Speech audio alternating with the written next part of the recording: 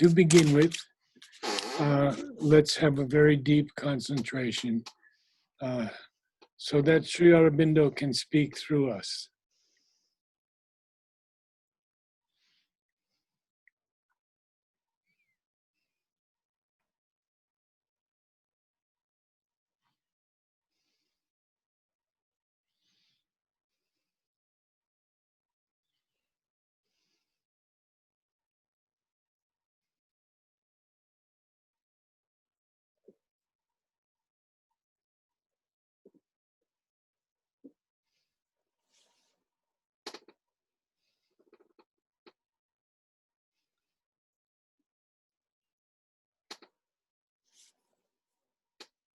So good morning, everyone. I would like to begin this morning by speaking to you just for a few minutes about my decades-long friendship with Amal Kiran, who was the one who wrote out or typed out Savitri for Sri Aurobindo. And of course, pestered him with many questions. Amal and I'm wearing the robe he gave me now. And I want to share with you something about him briefly and about Savitri. He stuttered badly for most of his life. And when he spoke to me and when he recited Savitri, he never once stuttered. I thought that was extraordinary. He had a great sense of humor, and we corresponded for years with me asking him questions about Savitri. So today I want to share with you just a few things he said on how to read Savitri. Quote, read slowly with an awareness that there is a meter, i.e. long syllables, short syllables, and a combination of them. Meter means that there is a design, a pattern, and the fact that the poetry is divided into lines means that each line has to be felt in a certain shape. So there must be a short pause after each line, even if the sense of the line continues into the next. Poetry means there is meter. Meter means a certain pattern of long syllables and short syllables. It also means that each line stands by itself with a certain pause, whether long or brief. Savitri is special in its meaning and message. It has a certain rhythm. It has a certain rhythm, which is at the same time like all other poetry and with a subtle difference. And its special character makes it what Sri Aurobindo calls overhead poetry. That is, poetry which comes from planes of consciousness above the mind. Sometimes the sense is dependent in a delicate way and with a subtle point on the way the line is read, in tune with its distinctive character. An example, a cry to clasp in all the one God hush. Now mark the change which comes when the line is read as a cry to clasp the one God hush in all. In the first example, it is as if something is definitely said. But if one read the line as a cry to clasp the one God hush in all, it is as if in the first version, we have to discover the one God hush. In the other version, the one God hush seems a self-evident truth, and it is a truth which is not to be found, but as if it were self-existent. When we scan the two slightly different arranged lines, we feel that in the first case, a definite fact is stated. In the other case, we feel there is a subtle revelation beyond what is actually stated. So I thought that would be nice to share with all of you. It's so important to Savitri, this feeling of rhythm, and how we have to be so conscious of every line. So we begin, and we begin with the last line of page 8. And Edith, you haven't read for a while. Could you begin for us?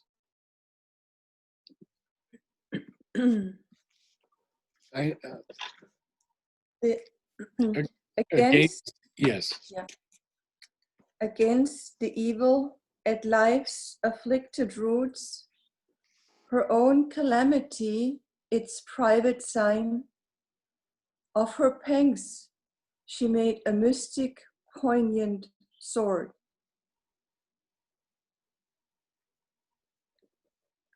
Would you like me to go on? I think a little bit more, yes. A solitary mind, a worldwide heart, to the lone immortal's unshared work she rose. Now, we are still speaking of Savitri. In the, maybe we could say the intermediate stages of her life, because Sri Aurobindo will go on more about this on page 9. So, against the evil at life's afflicted roots, her own calamity, its private sign. Now, I put calamity in the lexicon because it's more than just what we understand as calamity. I have 2 definitions for it. One is an event that brings terrible loss, lasting distress, or severe affliction, a disaster. Number 2, dire distress resulting from loss or tragedy. Obviously, Savitri, by descending into the human form, has made a tremendous sacrifice.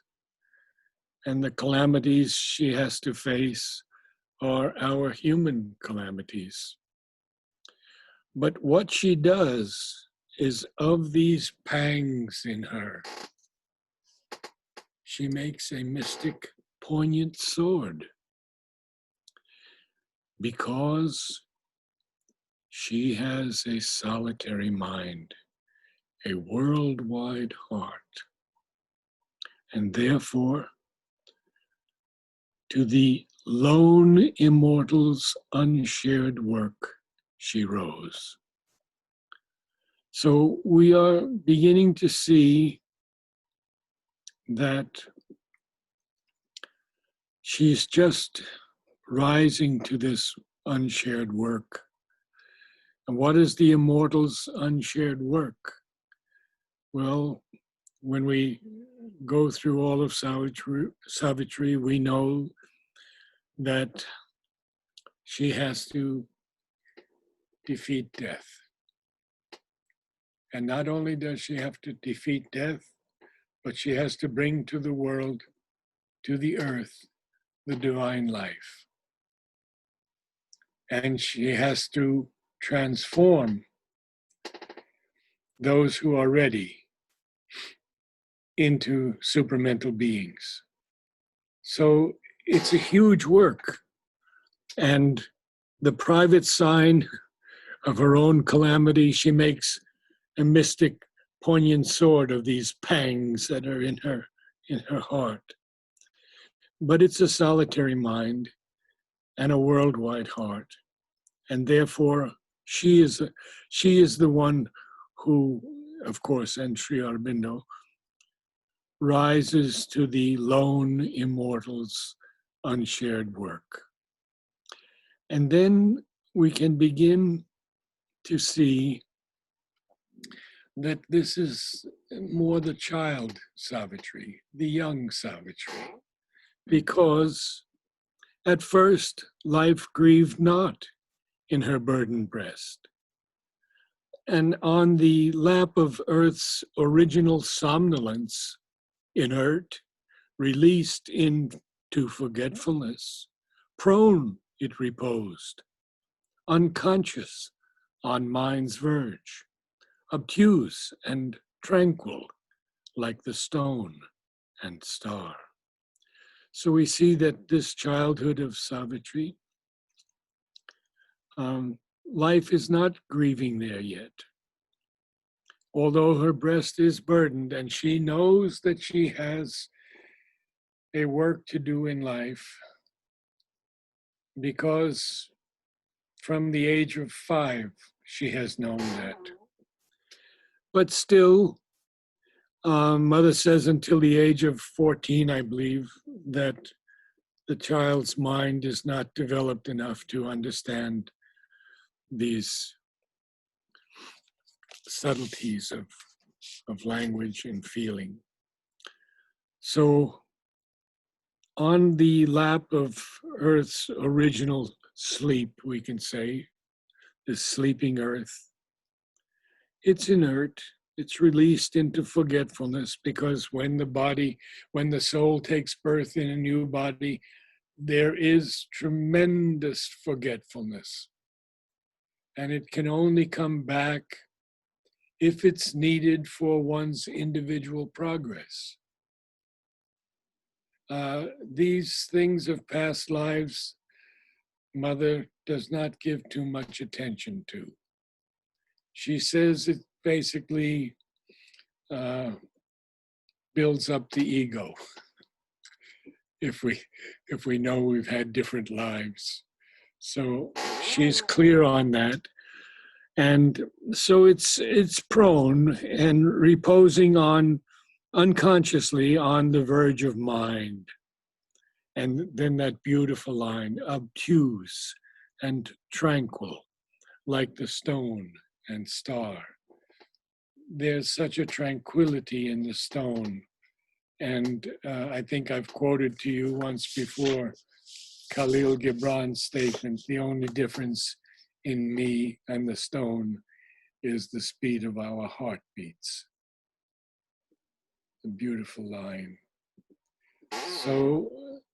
So she's very, very quiet at this point, and we'll see what happens next. Vladimir, would you read for us? Yes. Before we read, I had Yes. a question around of her pangs. She made a mistake. Poignant sword. Poignant generally means sad, right? Pardon? Poignant. It generally means, I mean, the meaning is sad. Or so here, I didn't quite get that Oh, the line word here. of poignant is, yes. Where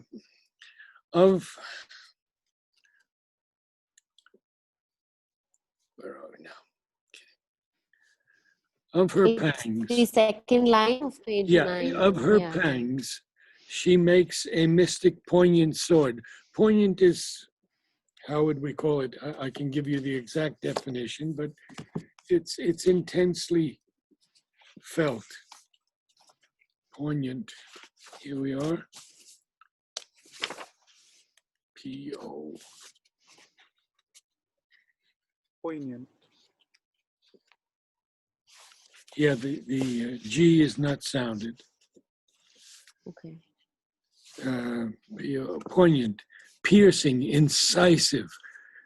It could be agreeably intense or stimulating, but this is not the case here.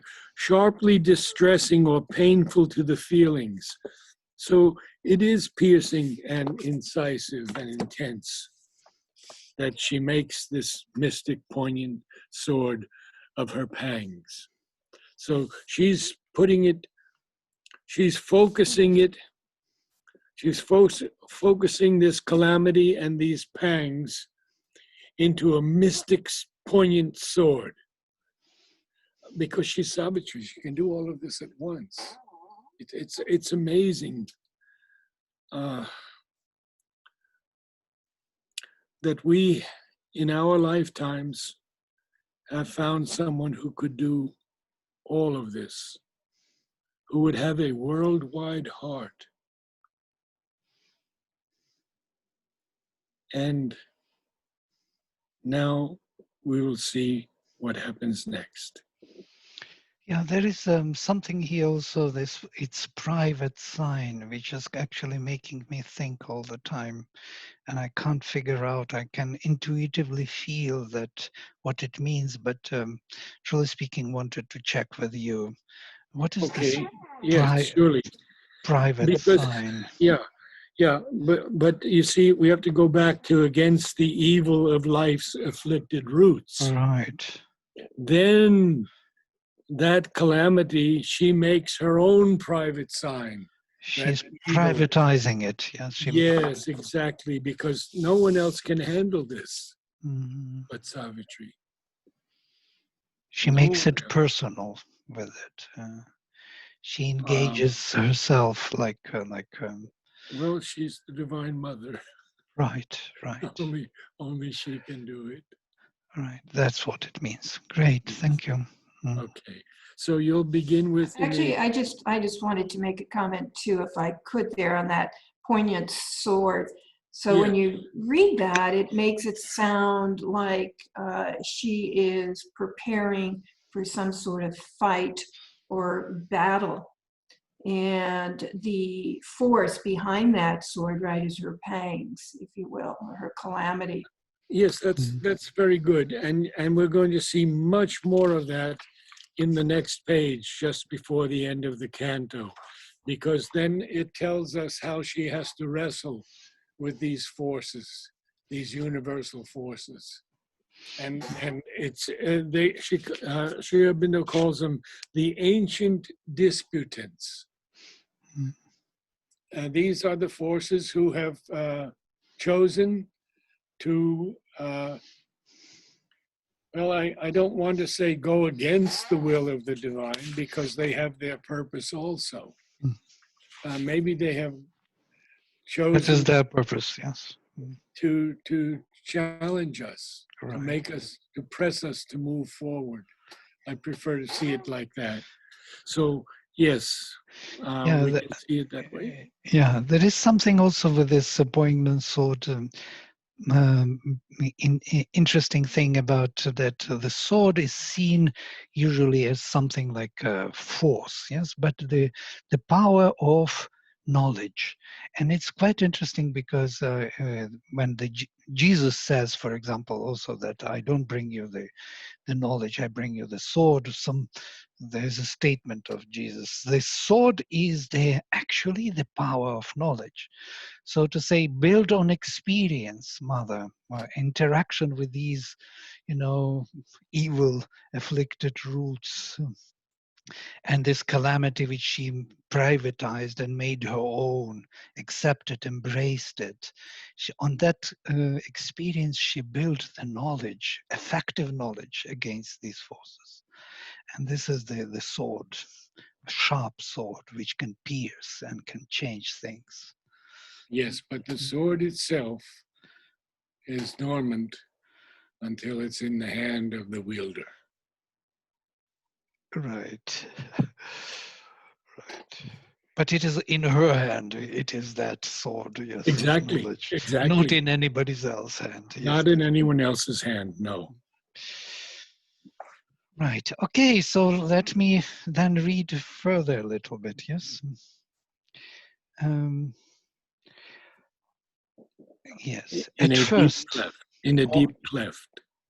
Okay, sorry. In a deep cleft of silence twixt two realms, she lay remote from grief, unsown by care, nothing recalling of the sorrow here. Then a slow, faint remembrance, shadow-like moved, and singing and sighing, she laid her hand upon her bosom and recognized the close and lingering ache, deep, quiet, old, made natural to its place, but knew not why it was there, nor whence it came. Yes, so there we are. Remembrance, not remembrance.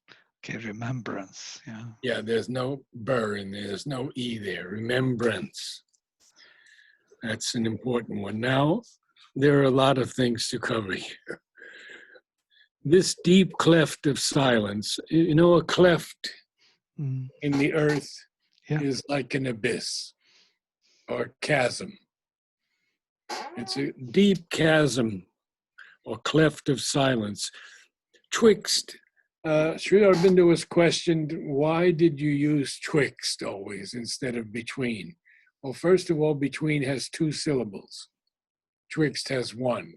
Mm, And even though it's considered by Oxford to be an antiquated word, it works perfectly. Everything Sri Aurobindo has chosen, every word he has chosen in Savitri has been as a result of a seeing or an experience. We can be certain of that because he said it in his letters. So in a deep cleft of silence, twixt 2 realms, she's between 2 realms now. She's between the heavenly realm from which she came and this earthly realm of all of its problems and horrors and filth and everything else. But here she's remote from grief. She's a child yet. She's still in her childhood phase. She lay remote from grief, unsawn by care. I asked Aurobindo Basu about this word, unsawn, because it's really not in a dictionary except in the sense of not cut. But that's basically the idea, not cut through by care, unsawn by care. I do have it in the lexicon also, but I don't think I have anything else to tell you on that one. We can look at it, unsawn.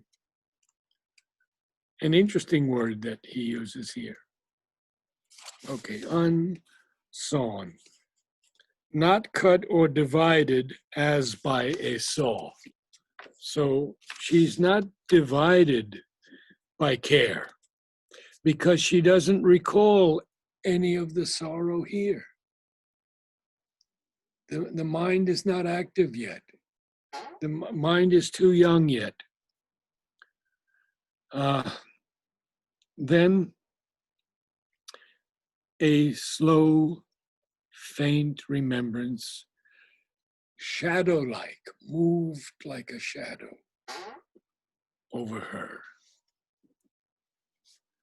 And sighing, she laid hand upon her bosom and recognized the close and lingering ache, deep, quiet, old, made natural to its place, but knew not why it was there, nor whence it came. Again, she's still young, and she's experiencing this first entry into life and its afflicted roots and the pangs that she has to deal with her solitary mind. But she goes to the immortal's unshared work. She rises to it. But then he takes us back a little bit and tells us that at first life is not grieving in her burdened breast. And it's sort of on the lap of Earth's original sleep. It's inert. It's released into forgetfulness because it's too much right now. Savitri has to go through so much to conquer death. I mean, there are pages and pages when she's arguing with death, and eventually, of course, conquers him. So she's remote from grief. She's not deeply cut into by care, and she doesn't recall anything of the sorrow that is here. So he gives us that much, that she still doesn't recall any of it. But what happens then? Because here ends with a period. So then he takes us to a new feeling in Savitri. And that is a slow, faint remembrance that is moving like a shadow. And that remembrance, she knows, because she sighs and lays her hand upon her bosom, and she recognizes that close and lingering ache that is deep, quiet, old, made natural to its place. Now that's an interesting line, made natural to its place, that close and lingering ache, because its place is what she has to conquer, what she has to deal with, she has to live with. And we're going to see much more of that as when we go out of this first book. Actually, the first canto, because the next canto is extremely powerful, all about Savitri and what is happening. So Sri Aurobindo is almost giving us an entry into Savitri and telling us that she doesn't know why it was there, nor whence it came.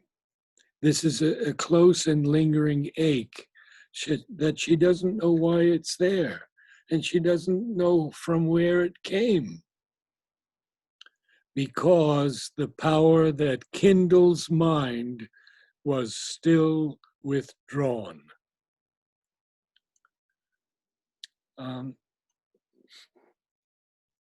Ashwini, it's there.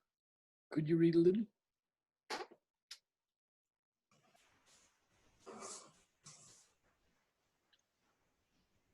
The power that kindles mind was still withdrawn, heavy, unwilling, were life's servitors, like workers with no wages of delight. Sullen, the torch of sense refused to burn. The unassisted brain found not its past.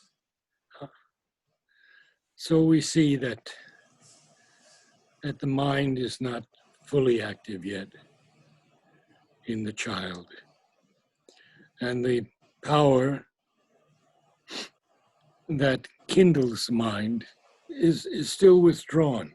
And as I told you, Mother said it takes quite a number of years before the child's mind can comprehend more difficult things, more obtuse, challenging things. Life's servitors were heavy, unwilling, and this beautiful line, like workers with no wages of delight.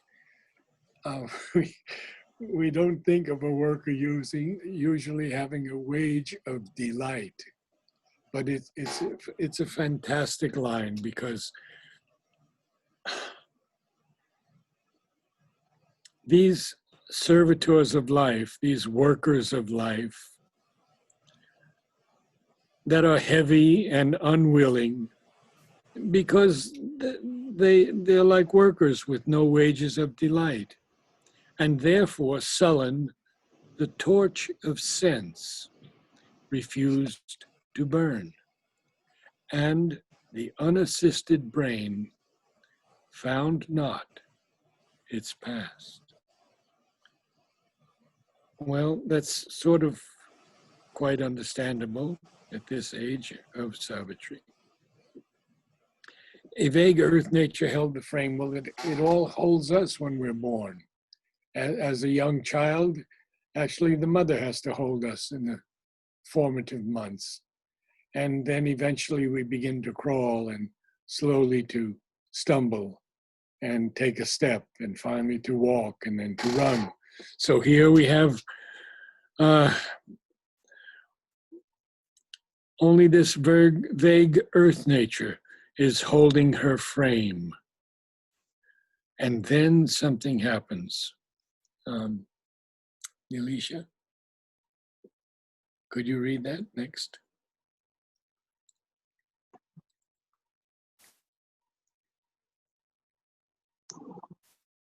Only a vague earth nature held the frame, but now she stirred.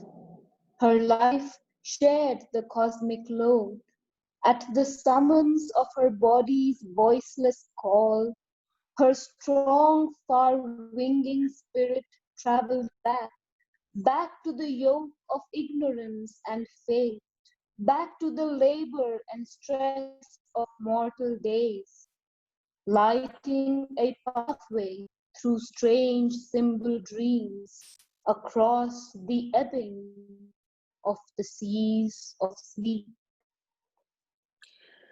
Yes, and we can see here how only someone with the vision and the experience of the highest planes, as Sri Aurobindo, could write something about lighting a pathway through strange symbol dreams across the ebbing of the seas of sleep.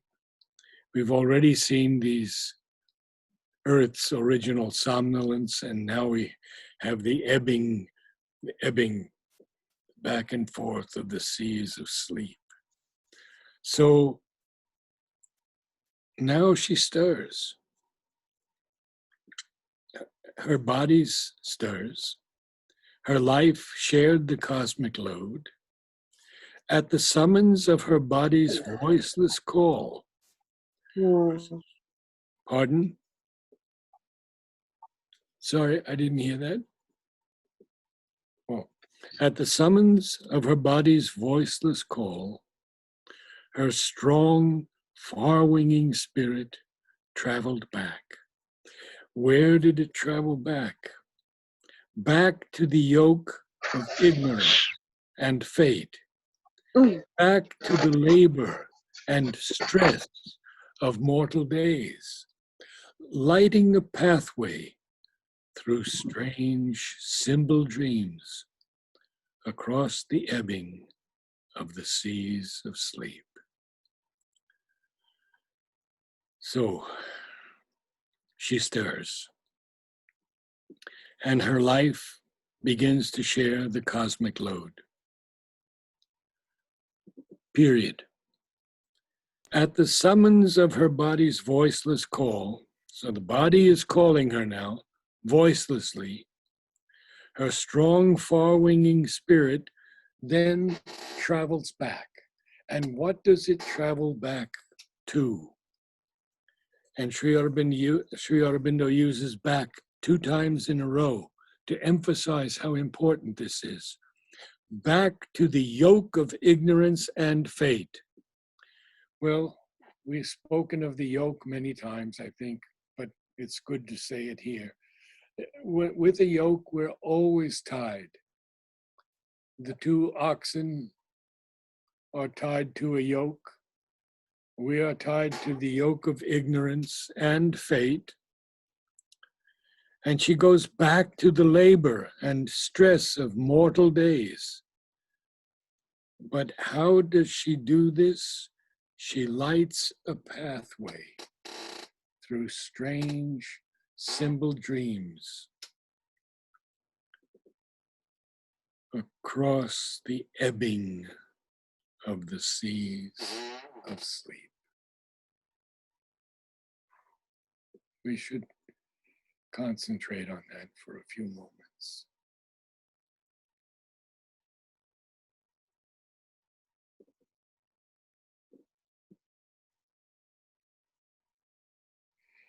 Many have found pathways through dreams or in trance or in realization. But to light a pathway is a totally different thing. Only Savitri can do this. And as Mother said, I have been with you since the dawn of civilization. I'm paraphrasing, but she has always been with us. And Sri Aurobindo said he was always there carrying on the evolution.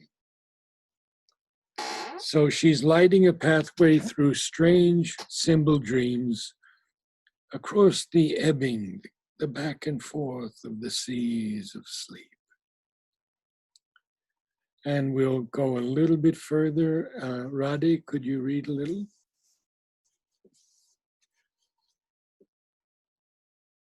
If there are any questions prior to that.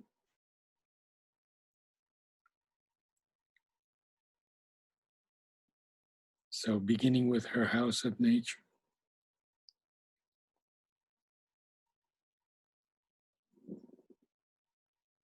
Oh. You Radhe were is muted, Radhe. Yes, Yeah, can you wait. unmute? Oh, Uma is here. Uma, Sorry. welcome. Sorry, let me. Oh, you're back. Okay. I don't see your picture at all. Oh, I'm on video. Oh, you have to just page down, Perry. There's quite a number of people Oh, on really? the call. Well, how do I do that now? Yeah. There's a little For arrow, me, right? for me, it goes across. Yeah, for me, it goes across.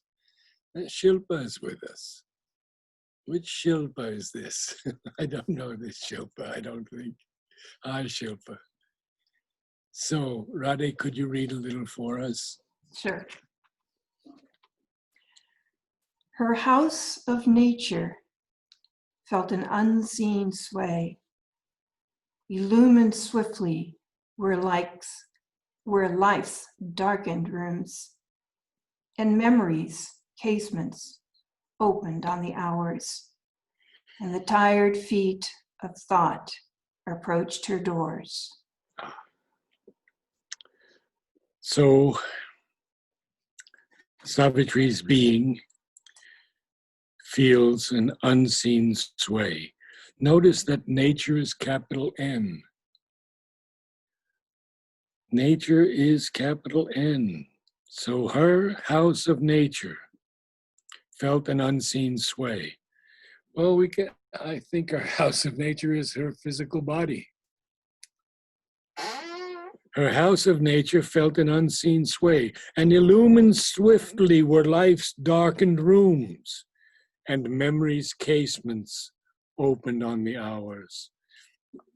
You know the casement for the window? You open the window there, the casement is there, and you can open the window. So it opened on the hours, and the tired feet of thought approached her doors. So we have the casements, we have the doors, the tired feet of thought. Tired feet of thought. Isn't that an extraordinary statement? That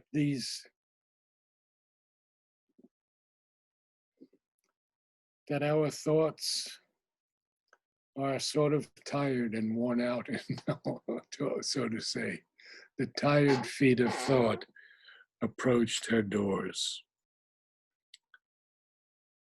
So we have her rooms, her doors, the casements, all three things, her house. See, it's a whole house, isn't it? House of nature, darkened rooms, casements opening, and the doors. So there's actually a feeling here of her house of nature, feeling this movement, a sway. When something is swaying in the wind, it's moving in the wind. And memory's casements opened on the hours, and the tired feet of thought approached her doors. These lines are just so filled with illumination, touched by perfect beauty. And I think probably that's enough for today, because then she has to meet with all these ancient disputants and giants on next Sunday, and we will complete the canto next Sunday. If there are any questions on the whole passage, because we did virtually almost a page today, certainly don't hesitate to ask.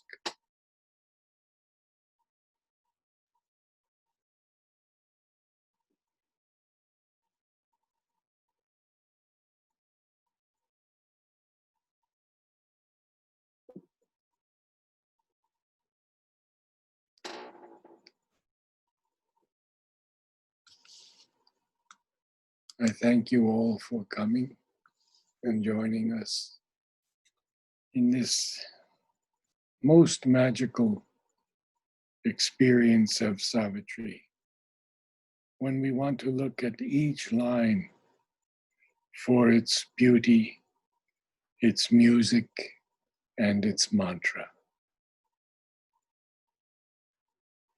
Namaste all. Namaste.